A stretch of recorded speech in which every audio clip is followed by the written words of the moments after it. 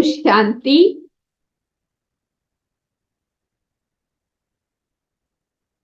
God is ocean of knowledge. They say that if you want to write down all the knowledge that God gives, making the ocean into ink and all the trees into pen, the whole earth into paper, you may run out of the material, but you may not be able to finish writing it down. But at the same time, they also say sparrows swallowed the ocean. What it means? It means that you can merge the ocean into the urn. That means you can become embodiment of knowledge. To become an embodiment of knowledge is what is called churning. Churning knowledge means digesting knowledge. Just like we eat physical food, we chew the food to change it into energy. In the same way, when I churn knowledge, I am able to make it as part of my system into energy.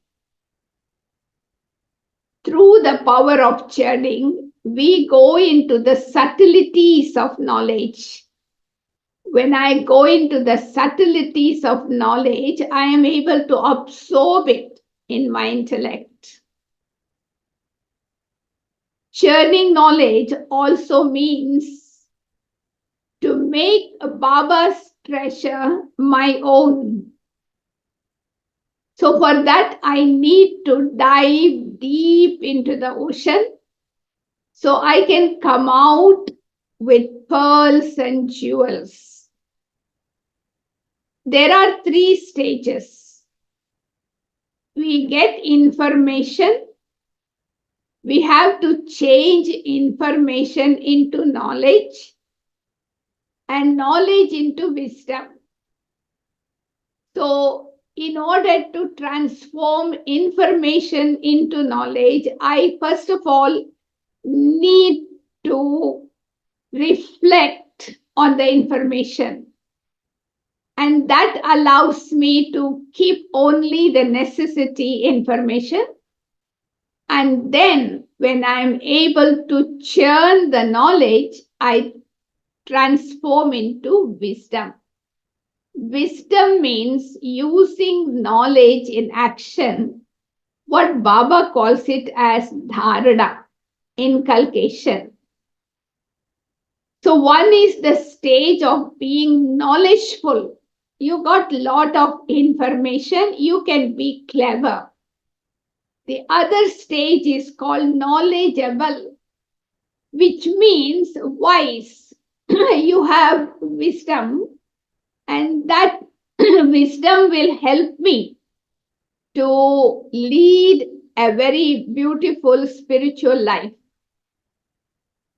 When I'm able to develop the art of churning in my life, I am able to gain authority.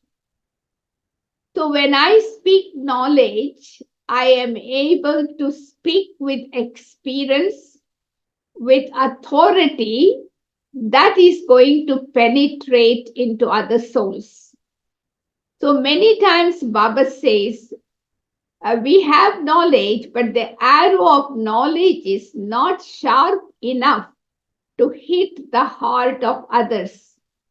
It may hit the head, but not the heart. So nowadays, we need to make sure, together with giving knowledge, what we call course, we also give power. Knowledge course must have force, which means that when I speak knowledge, by being embodiment of knowledge, I am able to take souls into experience. Churning of knowledge also helps us to maintain intoxication. And intoxication in Brahmin life is a very important ingredient to have powerful yoga.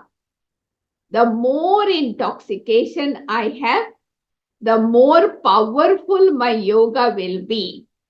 So this is why Baba always says, Baba gives you raw material. Murli is like a raw material, but you have to break down into pieces, go into the subtleties of each point and embrace them.